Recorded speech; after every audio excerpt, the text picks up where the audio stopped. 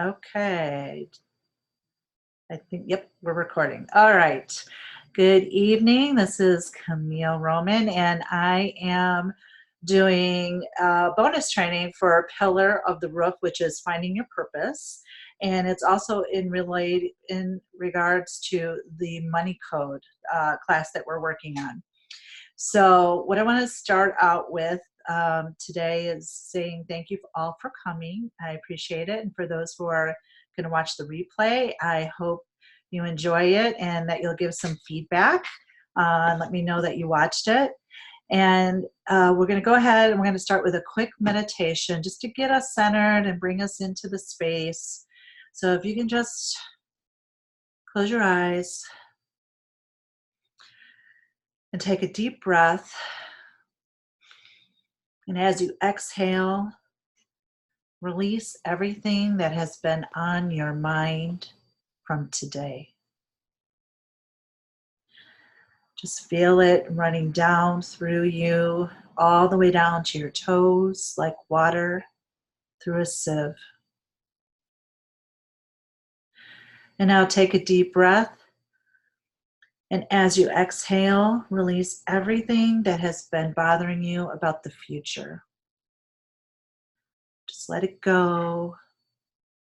Imagine it like a big balloon being released into the sky, gone away into infinity. And on the last deep breath, breathe in. And as you exhale, bring yourself into this space, right here, right now. There is only us in the room. And when you're ready, you can open your eyes and have your papers ready and have your pencils ready. I'm going to go ahead and I'm going to share my screen. I've got a little PowerPoint for us.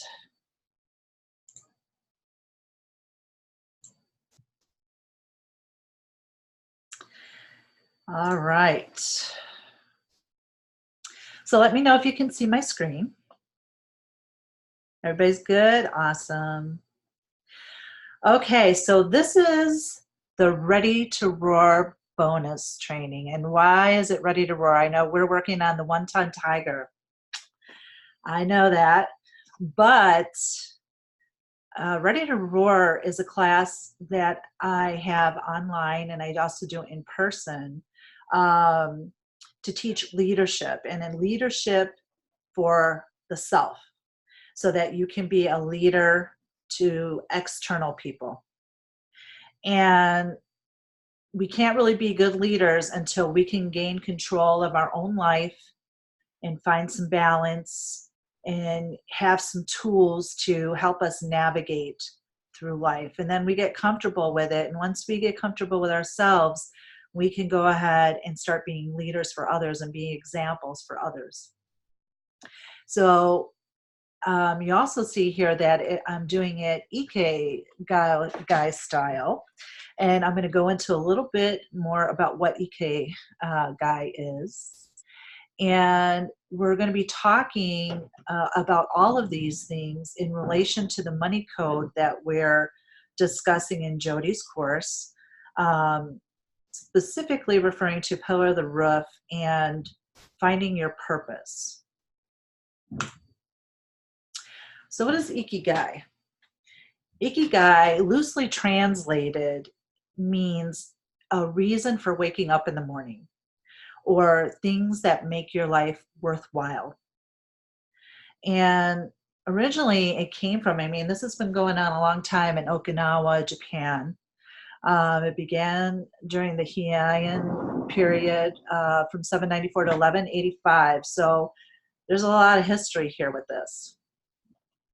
And there's a clinical psychologist, his name is Akihiro Hasegawa, and he wrote a paper all about this in 2001, and he's like the expert of Ikigai. And a fun fact is that the Okinawans have the most 100-year-old plus people in the world per capita. So they're doing something right. And so we're going to find out what is it that they're doing that makes their life, uh, gives their life longevity. And we know that they've had plenty of bad things happen. I mean, the United States dropped a bomb on them. There's been all kinds of things that have happened there, but yet they're able to have the most people with longevity in that society. So why is this important? Well, living a life according to Ikigai is said to be a life of balance. And even if the world outside of you is in total chaos, somehow the people who live by Ikigai, it doesn't affect them. They still go through life um, being happy and being calm, and it's because they're not linked to any type of monetary status in their belief. It's because their actions aren't forced. It's because what they do comes naturally, and it's in the moment because they live in the moment.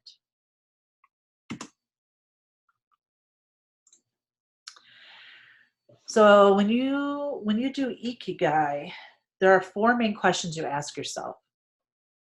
What do you love? What are you good at? What does the world need? And what can you get paid for? Now, these are the 4 main questions that they base their life around, because most people end up being more than just one of these. There's usually a combination of a couple of these things that they live their life by. But in order to have the balance that they want, they, think of yourself on one of those hoverboards, those little 2-wheelie things. And, when you first get up there, you're trying to find your balance and you're going this way and that way. But when you find that sweet spot, there's no strain, there's no pulling at the core muscles, there's no fear of falling backwards or sideways. And you just have total peace, like you're totally in the flow there. So when we talk about what things we love, these are things that they just fill your soul with joy. Like, you don't care if you do any other thing. If you can do this, that would make you so happy. And you just feel it right down to your insides. There are things that come easily to you. When you do them, the time passes so quickly. And a lot of times it's things like reading, dancing, singing, art, woodworking, something like that, where it just puts you in a zone. It keeps you in a flow state. Now, there's also things that you're really good at. And these are things that you do very well, but you're not necessarily passionate about them. Okay, they might just come easily to you. You have a natural inclination to do them. And the time and effort and achievement over any obstacles is minimal because it just comes very easy to you. Then there's, what does the world need? Things like helping the homeless, feeding the hungry, life coaching. It could be a multitude of things. But it doesn't necessarily mean that this is your passion. And it doesn't necessarily mean that you love doing it, but the world still needs it, right? And then there's things that you get paid for. And these are things that you get paid to do whether you love your job or not. These are things that, you have to pay your bills. You have to eat. You have to have clothes. And you know what? You probably like to do a little philanthropy while you're at it. So if you think you don't need money to be happy, like a lot of people say, you're wrong, because we all need these things. But what we need to put into perspective is, how much money do we really need? What is your money comfort zone? You know, we think in broader terms that, oh, I've got to have this much money to do this, and I really want to have this Lexus, and I really want to have this house with 5 bedrooms out in a, 10-acre farm, or I want to travel the world.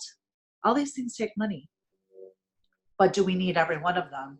And we need to decide which ones are really making us happy. Because if we're working for the things instead of the experiences, is that really going to make us happy? Because how many millionaires have all these things and deep down they're still not happy? So that's when we start assessing what are the things that make us happy in life. Now, there's some subcategories to the 4 questions. So for example, on your printout, you'll see I have A, B, C, D, and E, F, G, H. So the E, F, G, H are the subcategories. So for E, for instance, it's the passion. And it's a combination of what you love and what you're good at. You love what you do, but maybe you don't get paid for it. Maybe you don't get noticed. A lot of artists fall into this category, singers, authors, poets, those types of people. And a lot of the reason is because a lot of them are empathic, first of all. And they maybe don't feel fully in themselves the confidence to make things happen. And to solve that problem, you have to be able to market yourself in whatever you do. The next one, F, is profession. So that one is a combination of what you do well and what you can get paid for. Now, everyone may have a profession, but it might be kind of boring 9 to 5. It's not really your, I'm not passionate about it, but it makes me, I get paid for it and I'm good at it, so I do it. And you're just doing the work for the paycheck. And to solve that, you need to try to find new things and find something you love, because you got to give a little zing to yourself to have that spark so that you can have some fulfillment. Because when it comes down to it, if we don't feel fulfilled, no matter what we're doing, we're not going to be happy, we're not going to be balanced, and we're not going to be in Ikigai. Okay? G, mission. That's a combination of what you love and what the world needs. We talked a little bit, long ago, all positions were of the same importance and made a direct contribution to the community because we lived in a communal society where everyone depended upon everyone to do their job. So when they did their jobs, there was a direct effect, positive or negative, because if they did their job, they could see how it affected the community right off the bat, and they could get fulfillment out of it. They could get, what's the word I want to use? They can get confirmation that what they are doing made a difference. Conversely, if they didn't do their job, they could see directly what impact they had, because if they were the hunter, someone wasn't going to eat if they didn't catch food. So they could see immediately what their direct impact was. If they were a caretaker and they didn't do the job of taking care of the children and some kid got lost or hurt, there's a direct impact on that. So today, it's not the same, because maybe you're working on an assembly line, putting in gaskets in a piece of a motor, and you're not really seeing what difference you are making. You're just a piece of the puzzle, but you don't really see where that is and what it's really doing in the end. And when you are in your mission, you're considered more usually an amateur, because you don't always get paid well or paid at all for it. You may love doing it and the world may need it, but you may not get the recognition or the payment that you're looking for. So to solve it, you need to find a way to get paid for it. You need to find a way, a type of position where you can get recognized for that work. And then there's vocation. And that's a combination of what the world needs and what you get paid for. And you do it because the world needs it and because you get paid for it.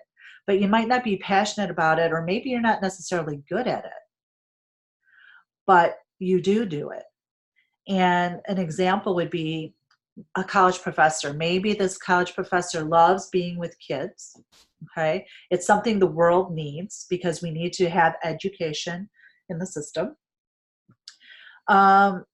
But the problem is, you know, they have a set curriculum and they're doing the same thing over and over, and it becomes boring and it makes it difficult because they don't have a challenge for themselves.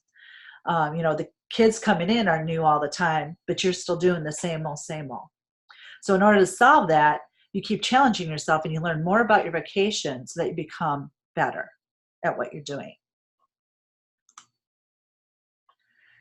So if you would like to take out the paper that has your lion on it and get your pencils, we're going to do a little work on your own. So if you look at circle A is the area I want you to think about the things that you love. What gives you spark? What gives you joy? Write down the things you do in your life. It doesn't matter. It doesn't have to be related to work. It can be. But whatever it is in your life that gives you spark, you write that down, as many as you can. And I will give you about 60 seconds to do that. Camille, question? Yes. Do you want us to write it in the circle? Just that list Yes, it? write it right in the circle. Mm-hmm. Okay. If you run out of room, you can write outside near it. That's fine. There's no wrong or right here.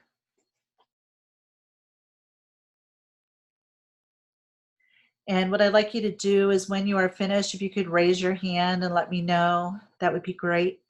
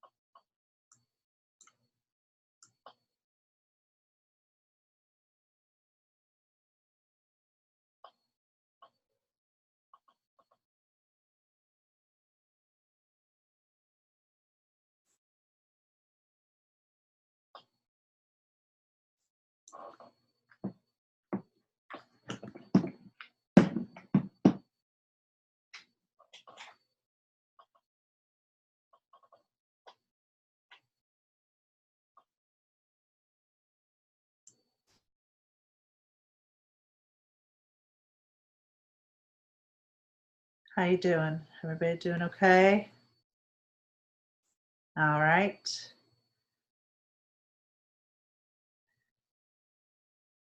All right, Michelle's good. Denise is good. Ebony, how about you, Emily and Willie? Are you okay? I'm good. All right. All right, we can move on. All right. So who would like to discuss some of the things that give them spark, give them joy in your life? I can. Okay.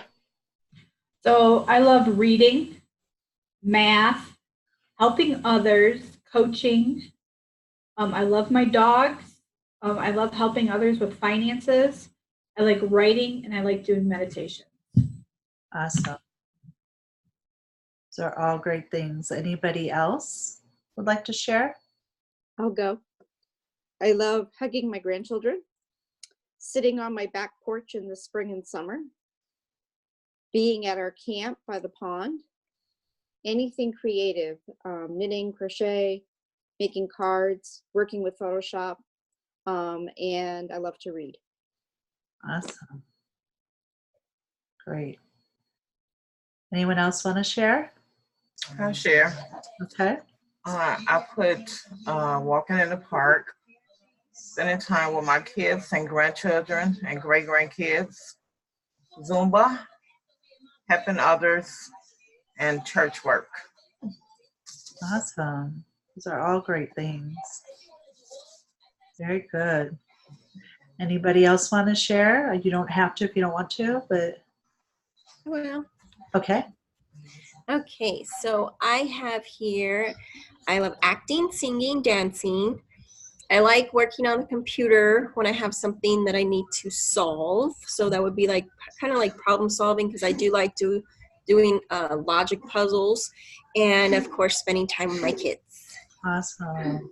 Awesome. How about you, Emily? Do you want to go?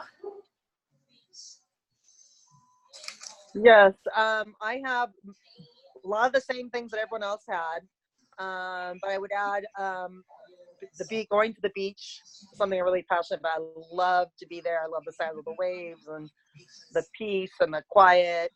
I had down 11 children, babies, dogs, my family. So kind of the same things. Oh, and I love learning. I really do love to learn just in general. Awesome. You guys all have great things. Very good. All right, so now let's move on to letter B, which is what are you good at? Not necessarily what you love to do, but what are you good at? And some of them may overlap. That's okay. Denise, did you hear what I said? You want me to repeat? Okay.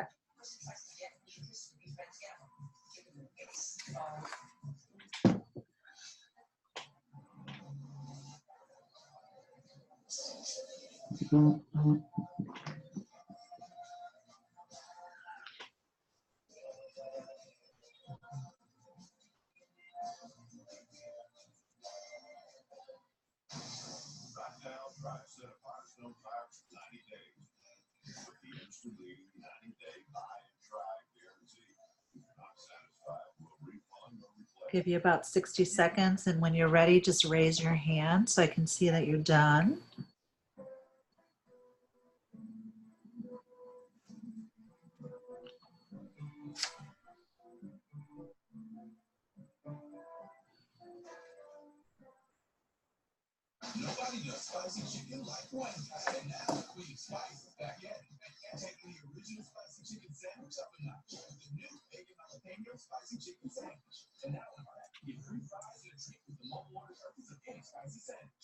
Does someone have a TV going in the background? If you could just turn it down a little bit, only because we're recording.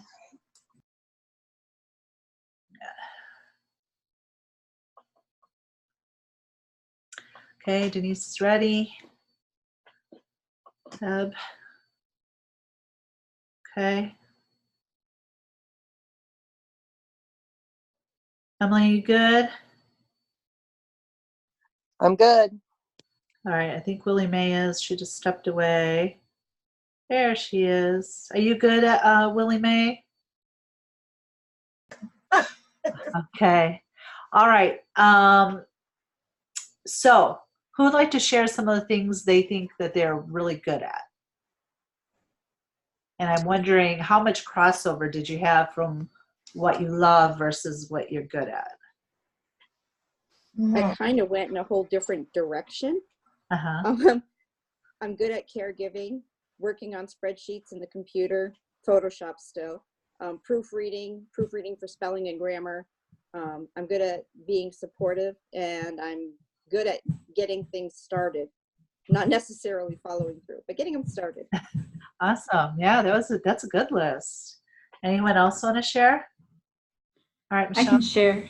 I'm good at teaching, coaching, motivating others, accounting, financing, budgeting, brainstorming, spreadsheets.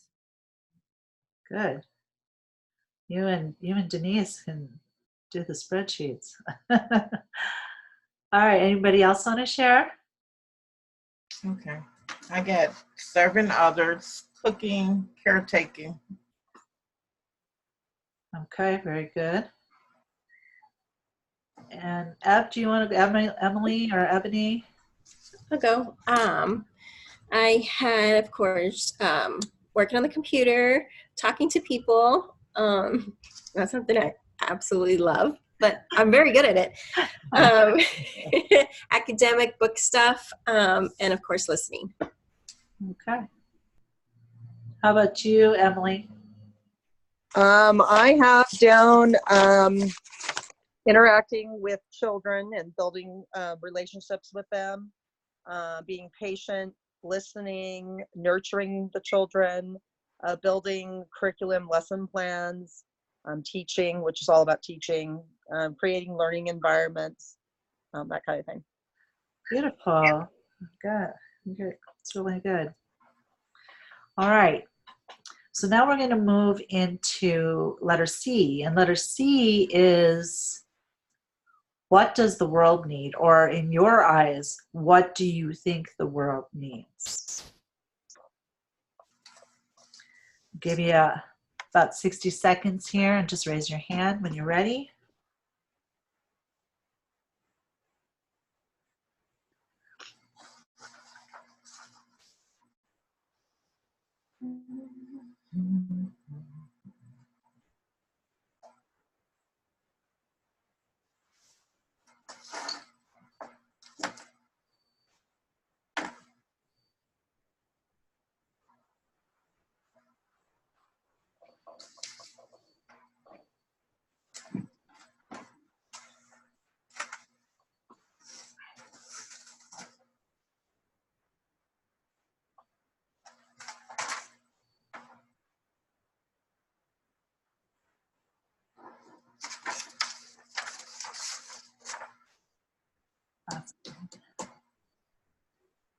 You guys good? Yes. All right. All right, so this one's going to be interesting because there's always so much variation in this particular circle. So I'm interested in hearing what you have to say. Who would like to share? I go first. I only have one. That's love. The Love. world needs love. So, yep. That's the basis of everything. Who else would like to share? I've got more love for children, teens, and the elderly, especially the ones that are alone or mistreated. And also compassion and action, like feeding people and making sure people have housing and safe places to live. Awesome. Okay. Who else would like to share? I can share coaching, leadership training, youth leadership, kindness, supportive communities, help with homelessness, and help with elders. Very good. Anybody else have anything to add that might be different from what we've listed? Yes, I have, besides love, I have connection, peace, harmony. We need leaders. We need compassion for self and others. Absolutely. How about you? Do you have anything different? I think I have that in here: understanding and patience. Yes, that's good. Yeah. All good things. And of course, love is the basis of all of those things, right? All right. Those are good. And then the last thing is vocation. So if you look under your letter D, it's, it's the things that you might get paid for, that you might not actually enjoy necessarily, but the world might need it. So what do you think? And then you get paid, and you might get paid very well for it. So think about something you do that you get paid well for or paid enough for, whether you really fully embrace the job or not. And then I want you to think about at this part, what is your comfort level with money? Where do you think you really need to be in order to have the comforts or the things that you feel are comforts for you and your family? Okay. You know, when we think about how much money, it's like I was talking about, we like the 5-bedroom house and the Lexus and all that. But is that something we really need? We know we need food, we need clothes, we need a place to live, transportation, and we'd like to do some philanthropy, and maybe we want to do some things with our kids or travel, whatever. But think of what that number might be in your head, and you don't have to share that number. It's up to you, but just for yourself to get clarity on what you think it should be.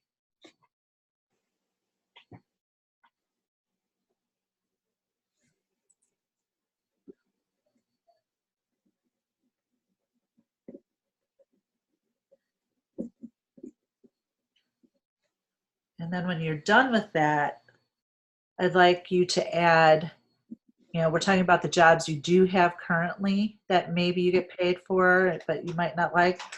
What other jobs would you think would fall into this category that you might like to do?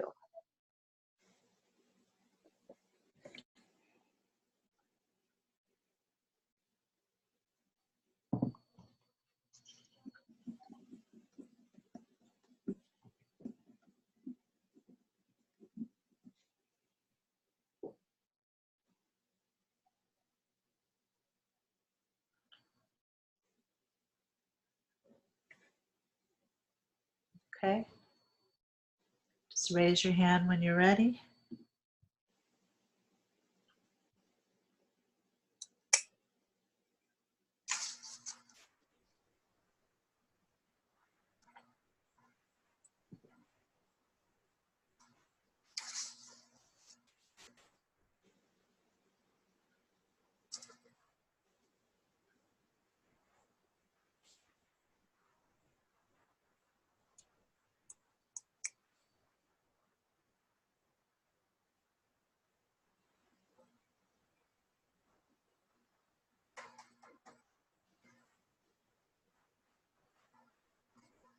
Okay, you got another 15 seconds or so.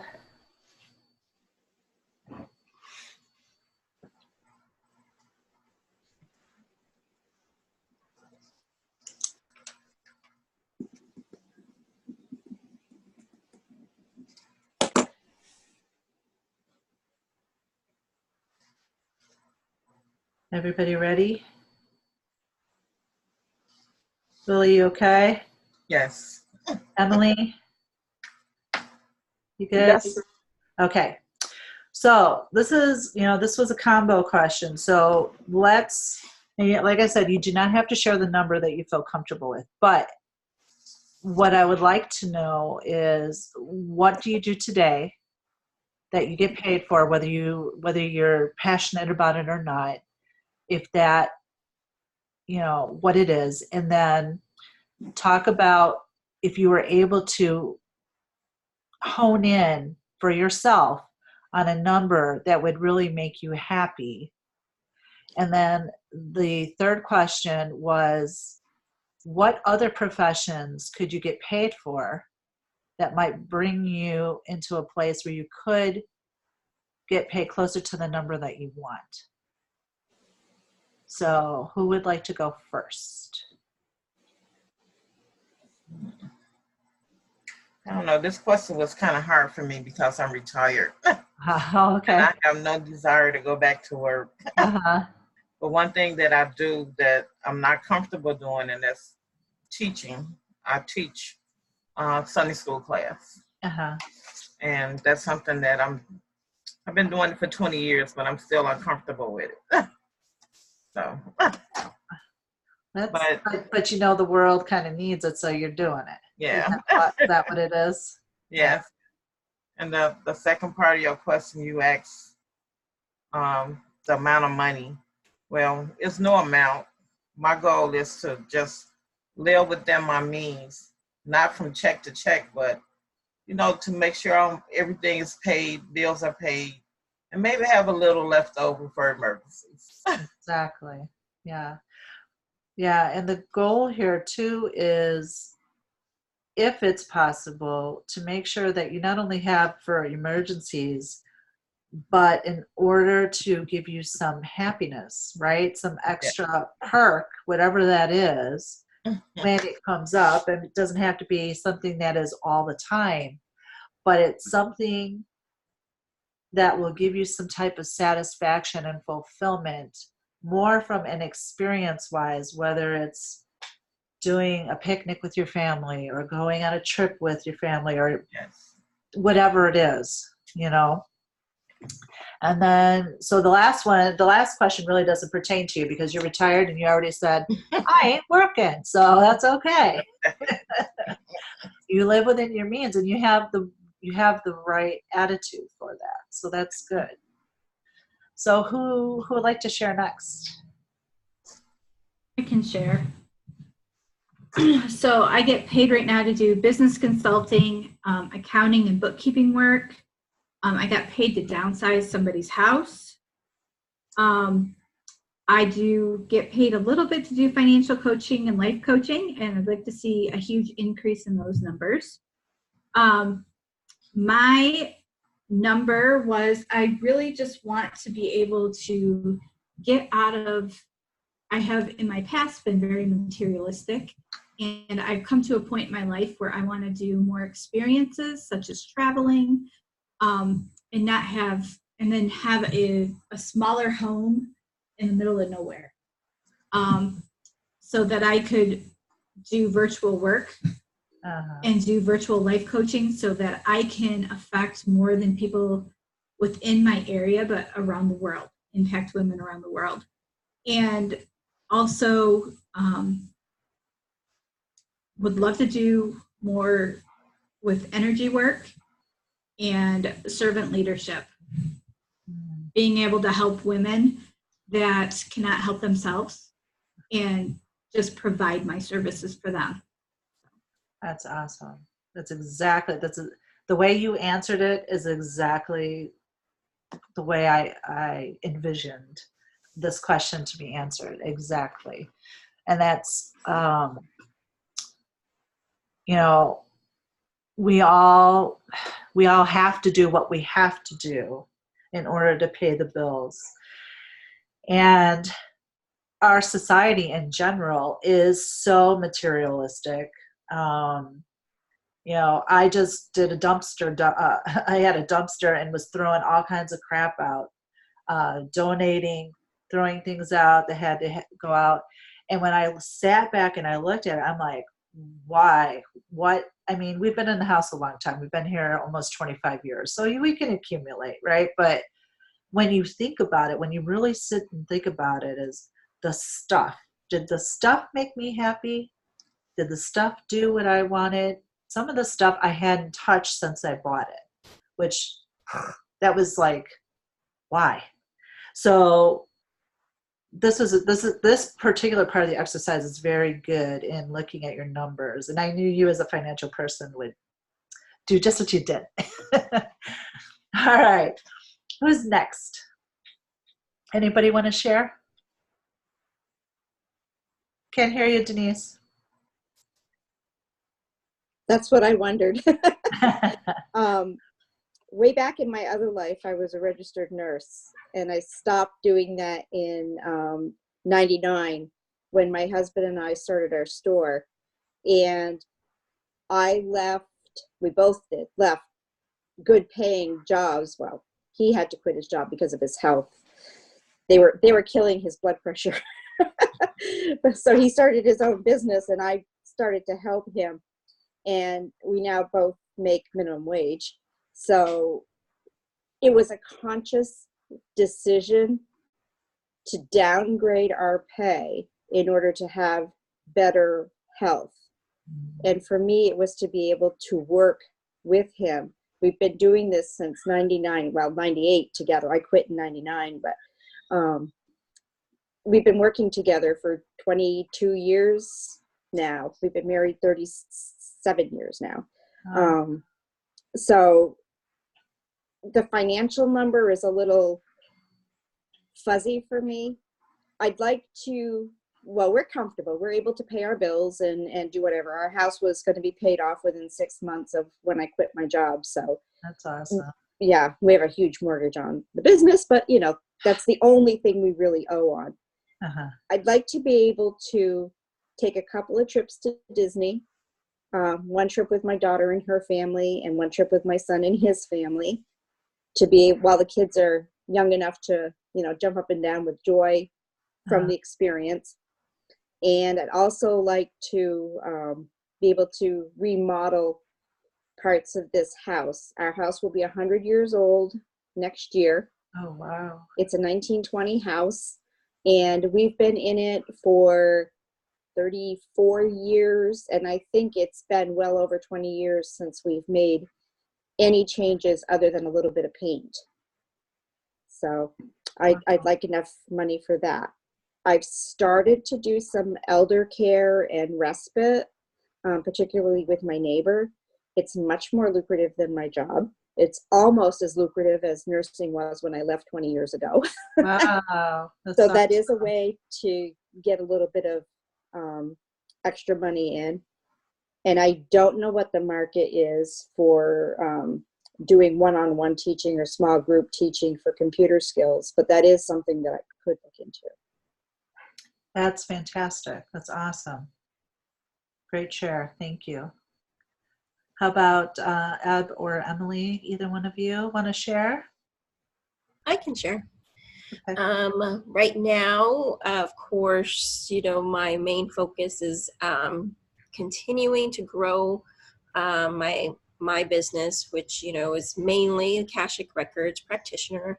And so I do have a number in mind, and that is to help kind of balance out the bills that we have going on, maintaining, you know, the activities for the kids, but me being able to provide, you know, payment for, say, my little girls' dance classes.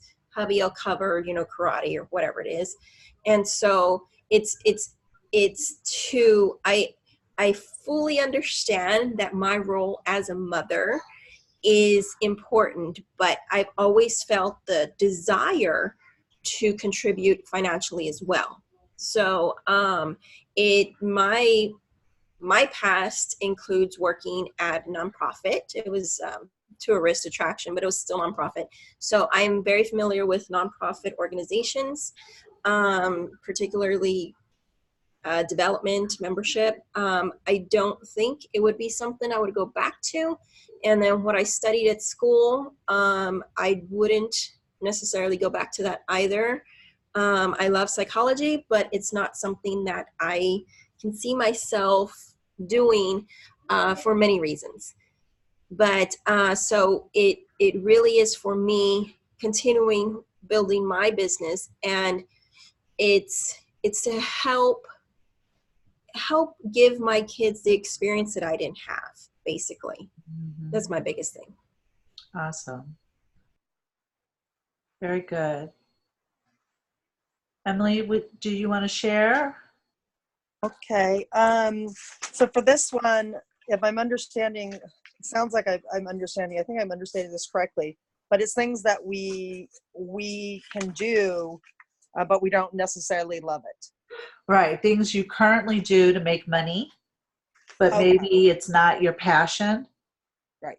And then for you, just to clarify in your head, a number or a range that you feel you could be comfortable. What is your comfort zone for money, so that you can accomplish the things both you need to do and that you would like to do. Okay. And then last is, are there, in order to get to that number, are there other things you can do that either are your passion or not your passion that you might do either in the future or as a side gig or something? Okay. Well, I'm kind of, the things I'm doing right now, I'm not getting paid for, but I kind of am.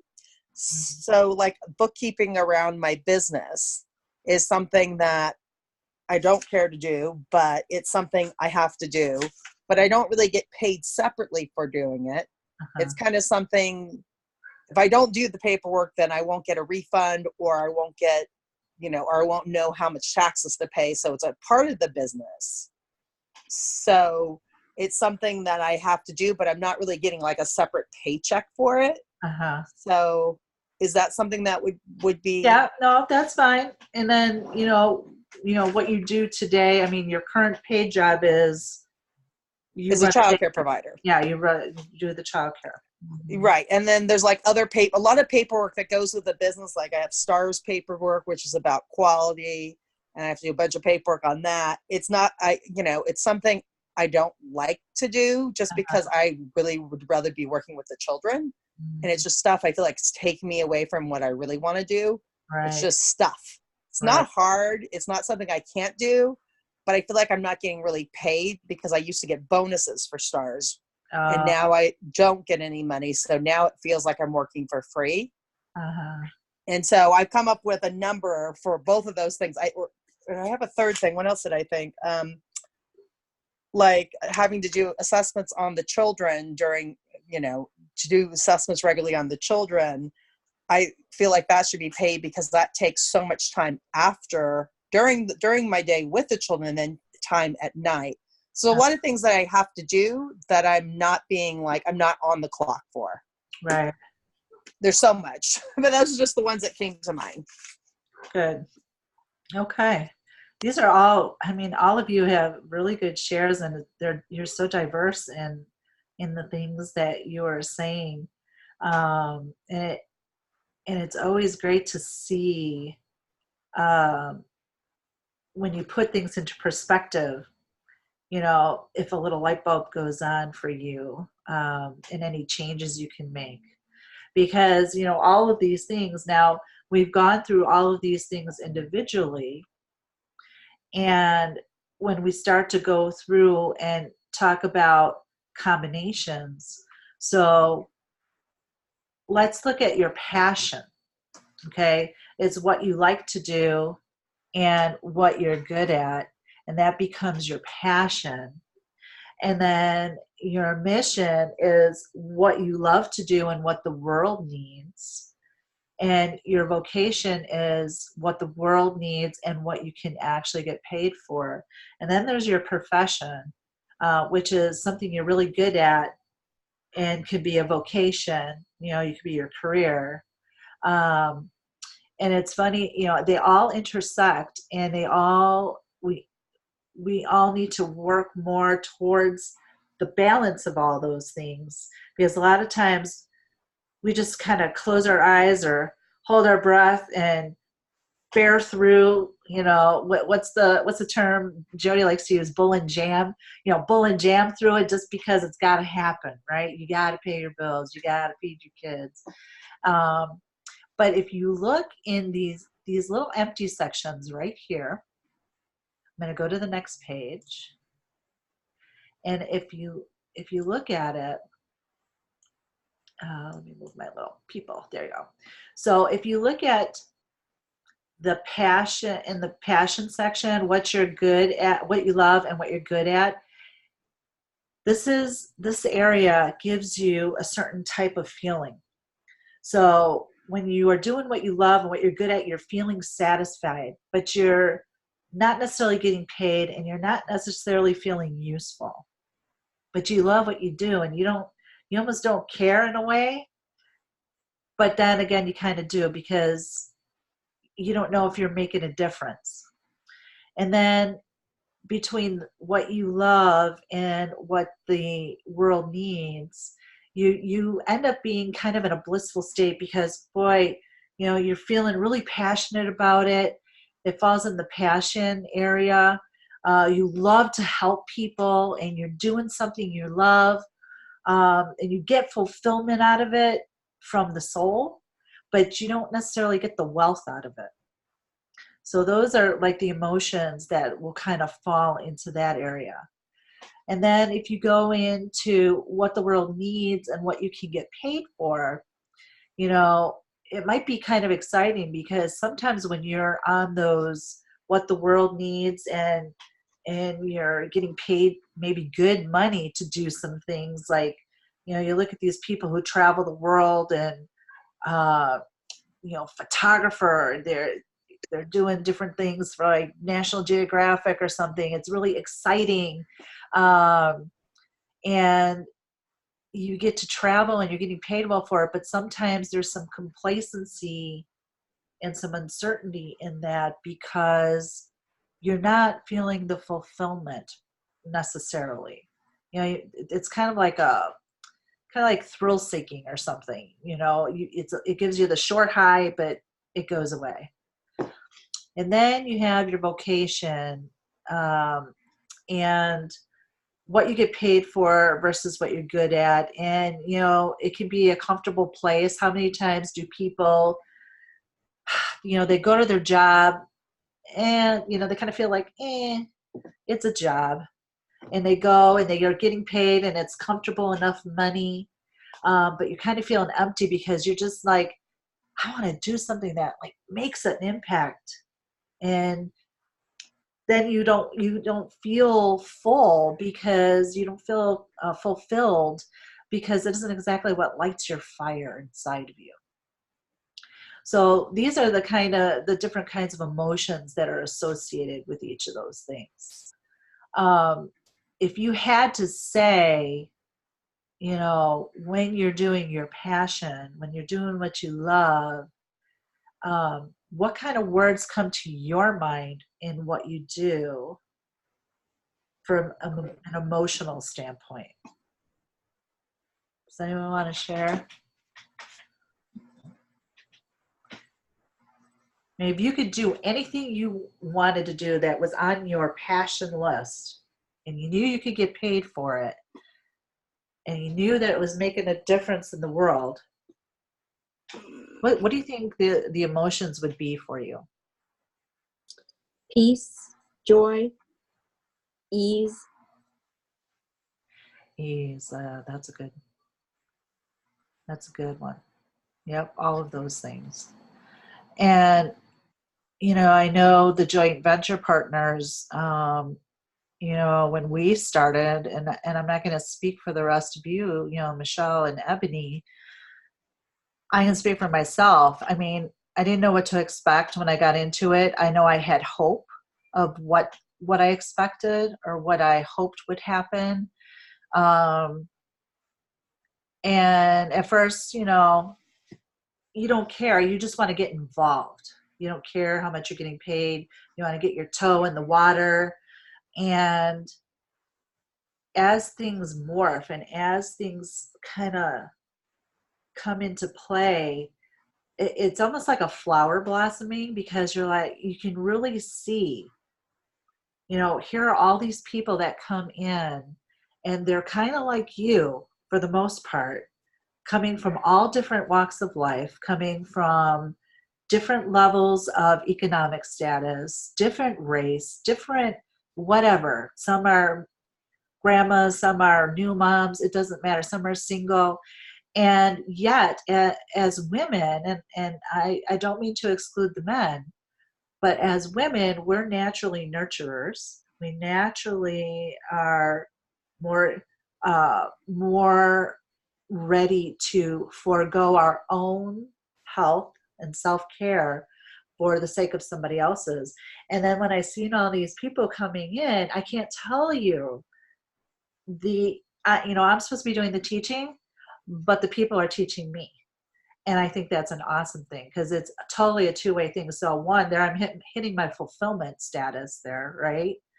And two, I'm hitting a learning status. I'm doing the challenge. So in my vocation area, I'm getting the challenges that I need. And I'm fulfilling what the world needs because what I'm doing is I'm able to impact these people that are coming to me. And you know what? I'm getting good at it. If I wasn't good at it before, I'm getting good at it. So all of these things, you can just, when you put it on paper like this, and you can use this tool, and I will send you these slides if you want. If you want to just do the exercise, because you can do it for money, you can do it for relationships, you can do it for anything really.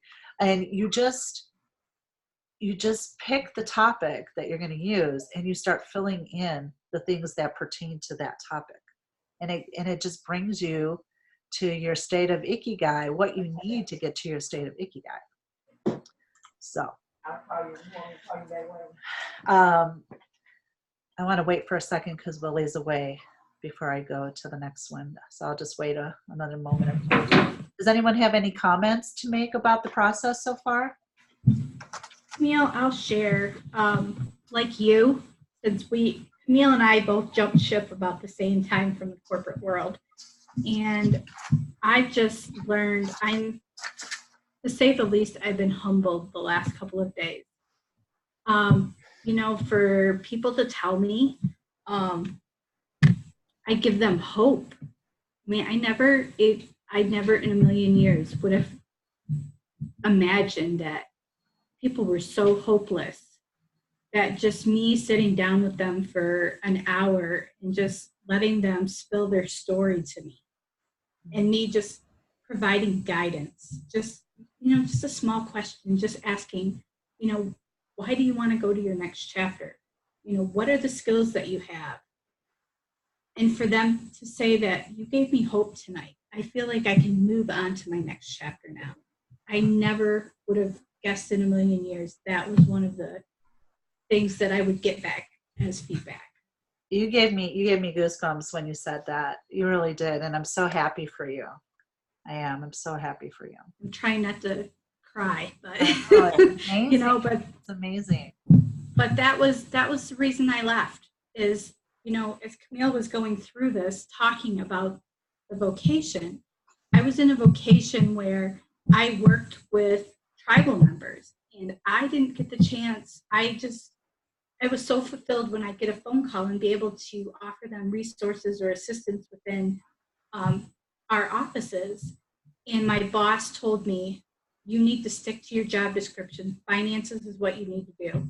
And that was the last straw that made me go out and into the world. And never in a million years, like you said, some of the responses I've gotten and the learning process, learning from others. So amazing. That's amazing. Thank you for that. Thank you. Anybody else want to have any comments so far on anything? Okay, we'll go on to the next thing. So there's a list of things, and there's more, but I put some other things I felt was really important on things you could do to get toward your Ikigai.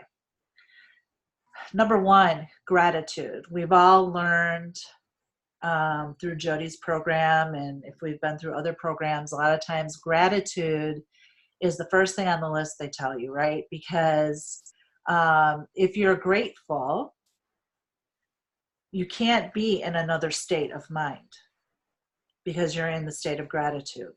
So anything that's negative can't be there because you are already superseding that feeling with gratitude. So when they tell you wake up in the morning and first thing you should do is show your gratitude, we're not kidding. And this is what these things that I have listed here are what those centenarians do. These are the things that they practice over in Okinawa. The other thing is to cultivate good habits. We talk about this through the money code, right? Jody has the whole list of habits through every pillar that we go through. And in order to make a change, you have to change what you're doing to get a better result. And so you need to cultivate good habits. Some of those things are eating right. A lot of the centenarians, they live kind of by that, they don't necessarily call it the 80-20 rule, but in contemporary times now we go by 80-20. So when you eat, they say you should leave your stomach at least 20% empty because it will help aid in your digestion and help you feel better after and not feel overstuffed and sluggish. Make sure you drink water. Make sure you meditate to bring clarity and peace and quiet to yourself And also to keep moving. That's one of the things. The centenarians, they're active. They find things to do. They exercise, they can hike, they dance, they sing, whatever it is they need to keep breath coming through them, because breath work is very important. So you want to make sure you keep active. The other thing they do is they connect with nature. You've probably seen quite a bit about the Japanese doing these nature walks. They do this all the time, and it's kind of becoming a craze even here. They go out and they connect with nature, and they go through and they're just silent as they walk, and they listen to the birds and the animals and the wind rustling through the trees, and it brings them clarity, and it gives them connection, not only to themselves but to the environment around them, because we are all connected. And then the other thing that's really, really important, and it makes a big difference in longevity, is nurturing friendships. They say that people who have more connection, one of you brought up connection in your list. Connection is one of the top things that makes a difference in whether someone else lives a long life or not. So you want to be with people, and not just any old people, but you want to be with people who spark joy in you, who inspire you, who motivate you. It's really important. And then be in the moment. Don't worry about what's happening 10 years ago, and don't be thinking about what's happening 10 years from now, because whatever happened in the past, can't do anything about it. Whatever's happening in the future, right now, technically, you can't do anything about it except be in the moment. And when you live your best life in the moment, you're sowing the seeds of what your future is going to be. So if you think about today, and you have gratitude about today and the things that are happening and the people that are surrounding you, all those things are sowing seeds for your future. And if today's good, you're sowing a good future. And it keeps you in the flow. The other thing is slow and steady. That's something that they really talk about. You know what? We hurry in everything we do. You know, how many things can we do at once? We're multitasking, especially women. Men don't multitask like women do. Women naturally are multitaskers, usually, not everyone, but usually, because we're raising kids, we're caring for elders, we're doing a job, we're cooking dinner, we're doing the grocery shopping, and then we have 10 things in our head. Okay, I got to do this, and I got to do that, and what's the next thing? And I got to have it done by 10. And I mean, think about it. We're like little computers all the time. So what they say is, take it slow. Don't stress, because stress is going to accentuate anything you got going and make it worse. So take a step back, take a breath, and take it slow. And then smile. Smile more often. They do this. And you know what? When I was working, they gave us mirrors that we had to hang by our computer, because they said, before you answer the telephone, look in your mirror and make sure you're smiling, because the people on the other end can hear the smile in your voice. And it's true. It's absolutely true. And that was a really great exercise. And Lord knows I worked in the car business, installing software for a car business. And I had New York and New Jersey. If you can imagine New York, New Jersey car dealers, they were tough. They were really tough. And I had to make sure I looked in my mirror sometimes, because there were some people that, they were tough. But when you smile more, you're utilizing the muscles and exercising your face.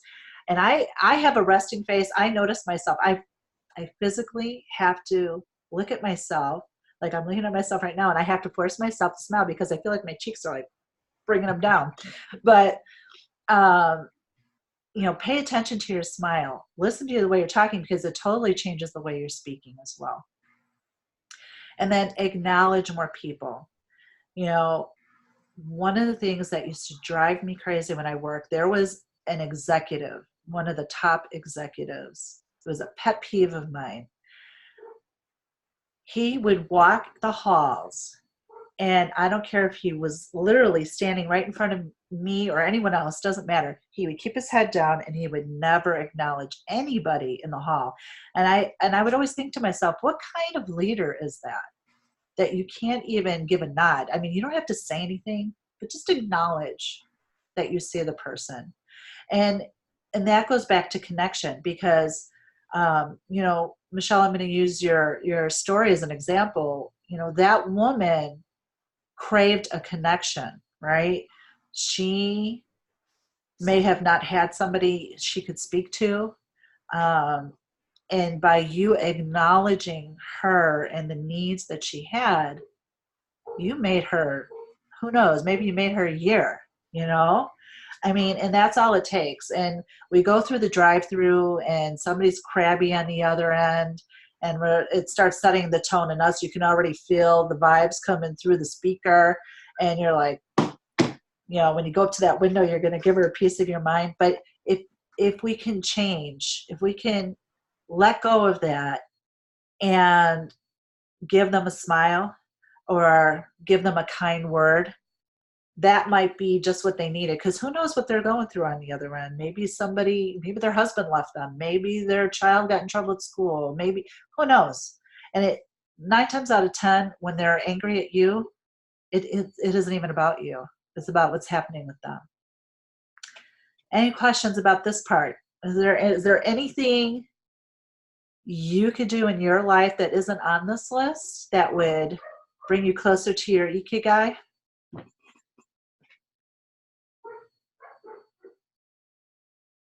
No? That's pretty much it. I mean, you know, we're humans and we're all different, but we're all the same in so many ways. So what I want, yes? I thought I would add believe in yourself. Oh, yes. Oh, Right. I see that more and more as I'm coaching people not believing in themselves. Absolutely. The feeling of unworthiness comes up in more people than I could have imagined. And in a way, is it really surprising, because we probably all felt that way at some point or another, or maybe we still feel that way, but we're learning tools, and so we keep coming back to center and keep coming back to center, because there's things, this work with the Ikigai is work. It's going to have, just like in Jody's course, it's work, but it's work for yourself, and it's work for the better of you, which helps the better of everybody. So as long as you have the tools, you can go back to them, and you can just pick a set of tools. You don't need to utilize everything necessarily, but what works for you. And so your lion that you have with all of your words on there, what I'd like you to do is look at the part where we said about the number you would like to see and the things that you could do to maybe achieve that number. And I'd like you on the side of your lion to write an intention that you want to achieve. And what I do in all my paintings is, I know you see the finished products here, but underneath every single painting are words like you see that you've written on your paper today. Because I put intention into every one of these paintings so that whoever sees it and whoever needs those intentions can receive them. So write your intention, and with, color is something, this is the creativity part of the exercise. Color, anybody who's experienced my visualization technique that I've taken you through, color is something that really affects you. Think of how you feel when you walk in a room and it's full of dark, drab colors and you feel like, you think of how you feel when you come in with bright colors and it feels light and airy. So I want you to color in your lion with the colors that make your heart sing and can lift your intention to fulfillment. So go ahead. We're going to give you 15, we'll give you about 12 minutes. We're just about at quarter after. So we'll give you about 12 minutes and then I'll circle back with you. If you get done ahead of time, go ahead and raise your hand. And if you want to add anything, it doesn't have to be just one intention. If you have several intentions, put what you want on there. Can you help me with an intention? My brain is drawing a blank. Sure. So read to me the areas again in your vocation area, the items in your vocation area. That's kind of the cross section between. Yeah, the one where we had what you do for money today, the number that you want, and then what you could be doing to get you more toward your number. Okay, so I work, in my store, and I say that we make minimum wage, but we're building equity in the store as well. Mm-hmm. And then I'm doing some respite care for my neighbor, and I could look into teaching computer. And I'd like to be able to take my family to Disney. Okay. That was that area. So I know that you had input a beautiful intention into the group about the experience you want to have in your For my store and how your customers react so that you can bring in more paying customers. And I feel that is still part of it because that will help generate your intention. So I would think that, and then also, let me just grab a piece of paper here because I have to be very visual when I do the same thing. when I'm doing. So we need happy customers, continuing customer, repeat customers, Connection with customer. connection, money flow,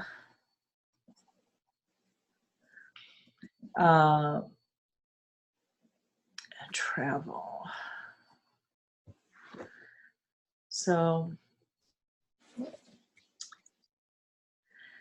you can say, I am a lot of, I don't know if you've seen some of the intentions that I put out there, but I know in YAM, we were taught by one of the leaders to always show gratitude. So I usually show gratitude. I'm always saying I am happy and grateful to be thriving in, or something like that. I start out with gratitude because you need to set your intention as it is done already.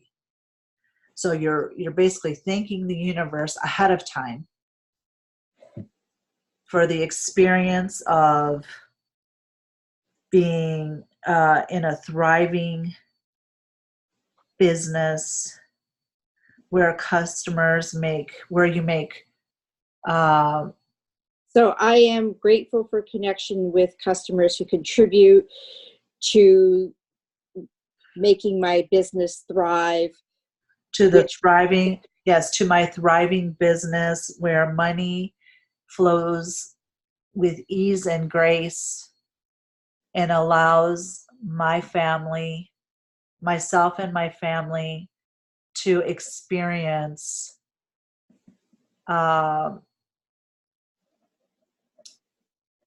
extended travel to wherever we want to go. Yeah. Thank you. Thank you.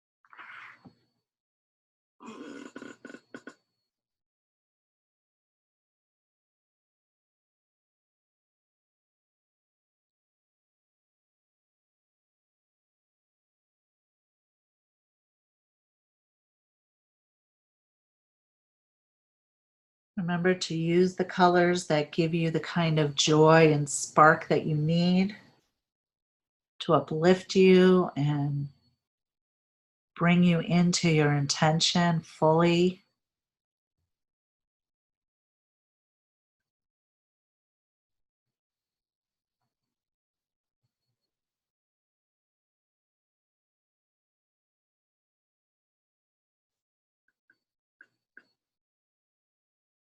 And there's nothing wrong with a little adult coloring and de-stressing, is there?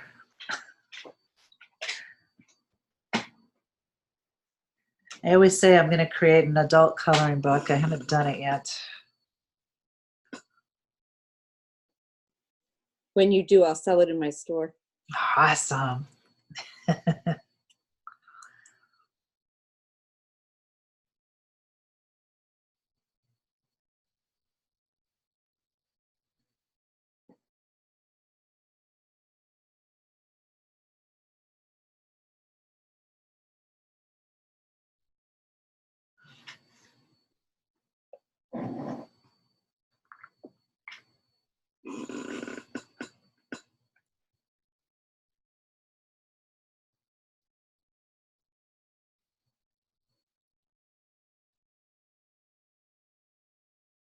Got about 5 minutes left for the coloring portion.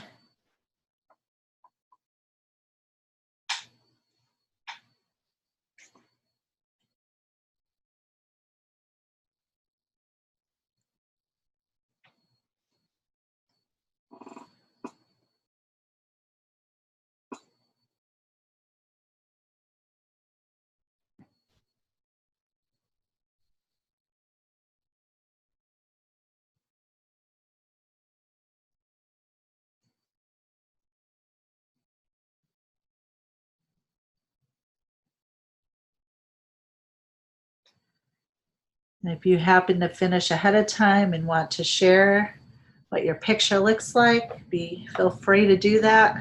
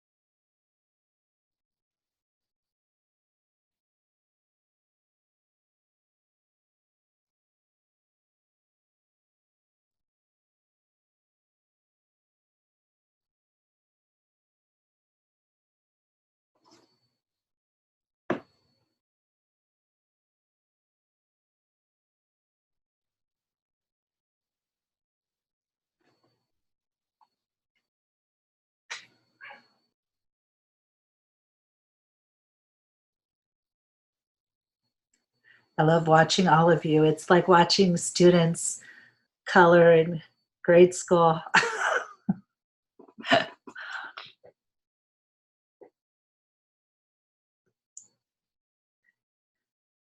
You all have such happy but serious little faces getting into your colors.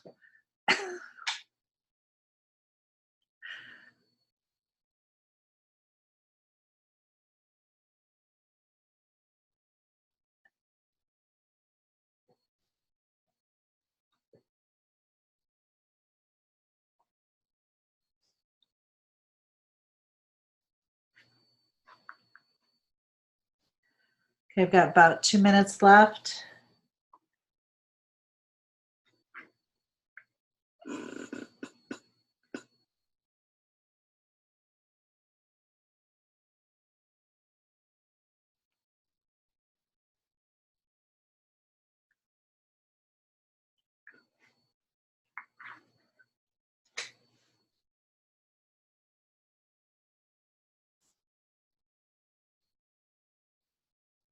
My husband said you were pushy.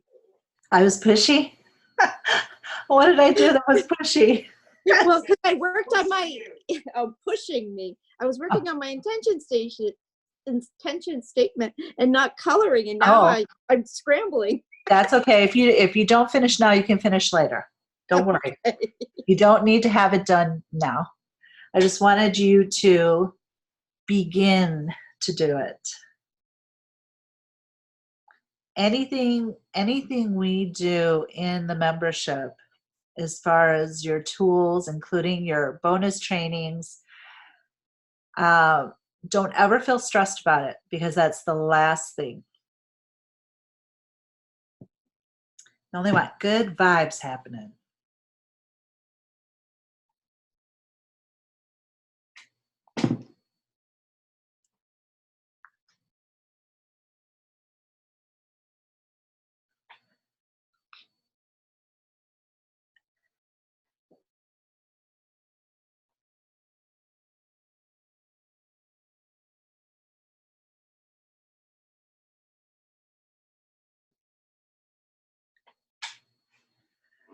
Slow and steady, no stress.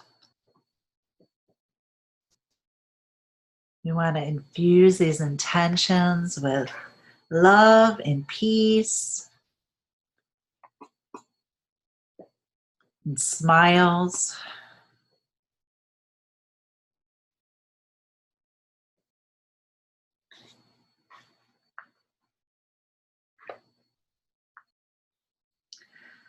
Okay.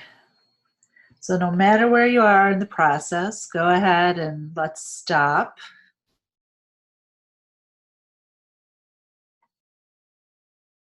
And if anyone wants to share what their lion looks like, you can. If you don't want to, you do not have to. Don't feel that you do. If you want to share your intention, you can. And if not, oh, look at you. See, you weren't that far behind. I love the colors. Nice. I need to resharpen my blue pencil if I can't finish down here. I love it. Love it. Anybody else want to share? Ooh, look at, wow. Yep, you got your colors going, Willie. Awesome. I love it. People need to talk when they share so that we can see what they're sharing, because they don't pop up on the screen otherwise. Oh, yeah, you have to talk. Oh, Yeah, talk so that they can see. Oh, well, I was just this is mine. bright and vibrant colors I love it. That's to show my passion. That's right. That's what it's all about, girl. All right. So, is everyone done sharing? What I want to do in the last few minutes is, one, are there any questions about what we went over? You know, this process has some similarities of what we're learning through Jody too, and I'm hoping that it was maybe giving you a little bit of something extra to think about in your process of becoming more balanced and getting on your path of purpose. And, you know, if you have any questions, now's the time. Any comments, now's the time. Did you enjoy the process? Was it beneficial at all? Yes. Good. Awesome. All right. So for the last couple moments, what I just want to do is I'd like you to think of your intentions. And we're just going to do a quick ending meditation to support everyone in the intentions that they've set. So if you want to close your eyes and take a deep breath, think of your intention. And as we're joined together here in this group, and for those who are going to be watching the replay, we love and support the intentions you have penned onto your pages. May they come to fruition with ease and grace and filled with love and support. And so it is, or something better. And that brings us, we're 2 minutes ahead of time. I just want to thank you all so much for joining. It's so nice when you have people on the other end to work with. But if you have any other questions when you're done, let me know. If you feel like posting your pictures, go ahead and post them into the feed that we had for this particular bonus training. And thank you so much, and I'll see you next time around. Thank you. I want you to know, Camille, that even if your lips are not smiling, your eyes smile a lot of the time. Oh, thank you. Thank you so much. This was very nice. Thank you. Thank you. Thanks, Camille. It was All wonderful. right. Thank you, everyone. Thank you, Camille. All right. Bye-bye. Bye-bye. Michelle, how do I stop recording? Shoot. Where is it? Oh, there it is. Oh, stop share. There we go. All right.